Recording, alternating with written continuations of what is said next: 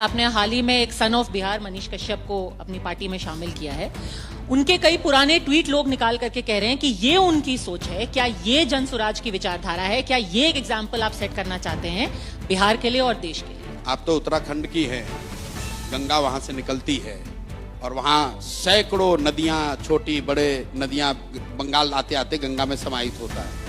तो क्या हम लोग गंगा को कोई दूसरा नदी कहने लगते हैं? भाई जन स्वराज इतनी बड़ी विचारधारा है, इतना बड़ा परिवार है कि उसमें सब लोग आकर समाहित हो सकते हैं। अब ये बात, अब इस उन्होंने ये बात जो है कि बातें क्या कही हैं, कुछ ऐसी बातें जो मैं अभी बोल भी नहीं सकती। मैं उस पे आ रहा हूं। मान लीजिए कि मनीष कश्यप ने मुझे ही गाली दी, तो क्या उनको सुधरने का, मुख्य धारा में आने का, सही काम करने का रास्ता देना चाहिए कि हमको उन्हीं रास्ते पर छोड़ देना चाहिए कि वो जिहादी बन जाएं? आप बताइए कि अगर 20 साल 22 साल के लड़के को कोई सोशल मीडिया के जरिए उसको हिंदू मुस्लिम के उन्माद के लिए इस्तेमाल कर रहा है, तो आपका या मेरा फर्ज क्या है? जन स्वराज की बात छोड़ दीजिए, अगर वो व्यक्ति सुधरना चाहता है या अपना रास्ता बदलना चाहता है, तो क्या उसको अवसर दिया जाना चाहिए कि हम लोग को कहना चाहिए नहीं जो कर रहे यही करते रहो, मतलब समाज में उन्माद फैलाते रहो? मतलब जो आदमी 1 महीना पहले तक भारतीय जनता पार्टी में था, उस वक्त तो उन्मादी था, अब उनका पूरा विचारधारा बदल गई है। अब उनका एकदम माइंड चेंज। मैं ये नहीं कह रहा हूँ, किसी समुदाय विशेष के लिए ये आपने कहा कि उनके ये टिप्पणी है,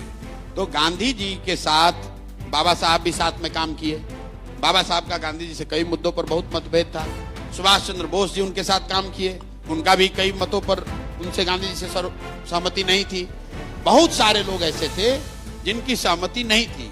जो कांग्रेस थी आजादी से पहले, मैं बार बार कहता हूं कि जन स्वराज एक मायने में आजादी से पहले जो कांग्रेस की व्यवस्था थी, उस तरह की व्यवस्था बनाने का प्रयास